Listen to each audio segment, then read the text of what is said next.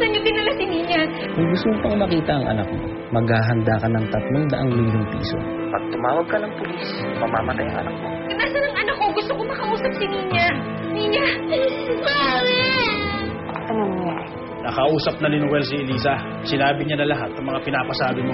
Good. Sigurado ko ba, Elisa? 300? Paulit-ulit nila sinabi sa akin kanina.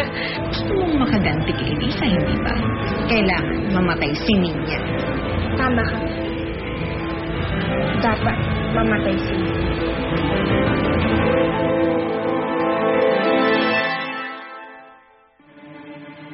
Lola, 300 milyong piso ang hinihingi nilang kapalit ni Nina. Oh, my Lord. Lola, hindi ko alam anong gagawin ko. Hindi ko alam kung paano ko iipunin ng 300 milyong piso sa loob ng 24 hours. Lola, kayo lang dalawa ni Papang natitira kong pag-asa. Kayo na lang alam kung makakatulong sa akin. The money is not a problem, no. Kahit na magkano ibibigay ko, mabalik lang sa atin si Nina. Pero paano kung hindi nila ibalik, di ba? And I'm worried about you, your safety, and Nina's.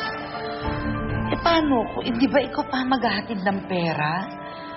Paano kung may gawin silang masama sa'yo? Tama ang Mama Elisa.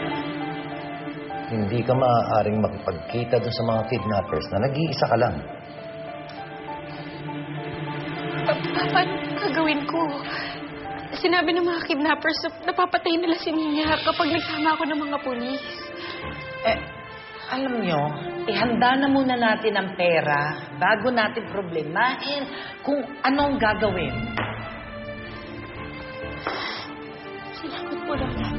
Of course, hindi naman natin pwedeng pabayaan si Nina. You know, her life and her safety is more than all the money we have.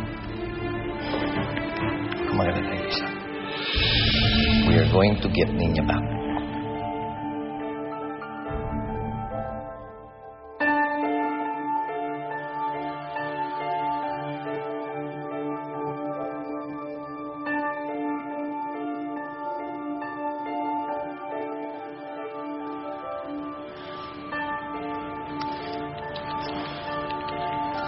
Dave, nagluto akong ginatan. Gusto mo ba? Ano ho? Bakit ba? Parang may malalim kang iniisip at hindi mo ako narinig. May problema ka ba? Si Sofia ho, tita. Parati siyang may kausap sa cellphone itong huling araw eh. Nagtataka ko kung sino yung kausap niya. Nagsususpecha ka ba na may iba siyang lalaki? Hindi naman ho. Curious lang kung sino talaga kausap niya. Curious ka? O nagsususpecha kang tama ako? Na baka nga hindi pa talagang nagbabago yung kinakasama mo? Na baka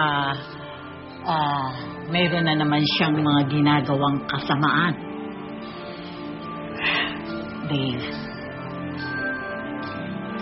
bantayan mong mabuti si Sofia. Manmanan mong mabuti ang babaeng yon.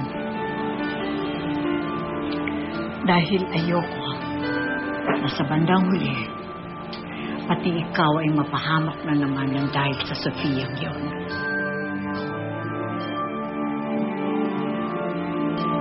Michael, I just talked with Amanda. Nandun nga si Elisa sa kanila. At desidido na daw si Elisa makipagkita sa mga kidnappers. As a matter of fact, inayos nila ang pera. And I think at first they have to go to my bank to withdraw 100 million for my share in the ransom money. Salamat po, Lo. Pero hindi ko pwedeng pabayaan si Elisa na pumunta mag-isa sa mga kidnappers. Alam mo, dangerous yan. It just might be a trap. Lo, wala ko akong choice. Hindi ko naman pwedeng hayaan na yung asawa ko. Kailangan ko siyang samahan. Okay. Just hold on.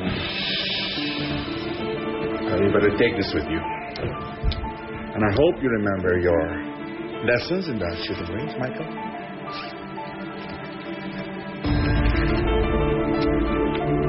Salamat po. Okay? Let's go. Yeah, natanggap niyo ba yung fax request ko? Yes. Lahat po nung perang nandyan sa inyo, i-withdraw muna namin. Anyway, I'll be sending my assistant tomorrow. He'll be coming in the morning. May dala yung manager's check. I do hope you can accommodate him. Sige, Mr. Gonzales. Thank you very much. Henner, so, nakausap ko na ang mga managers at presidente ng mga bangko. Yama, nakausap ko na lahat. Kaya lang, sa suma ko, kukulangin pa rin yung pera natin. Aabot lang ng mga 90 million yung combined na savings natin. Well, si Ramon magbibigay ng 100 million. At kung ano man ang kulang, kunin mo na sa pondo ng mga kumpanya. Ma, hindi ko diniscuss sa inyo to kanina dahil ayokong marinig ni Elisa. Yung kukunin ko sa kumpanya na 110 million, napakalaking halaga, no?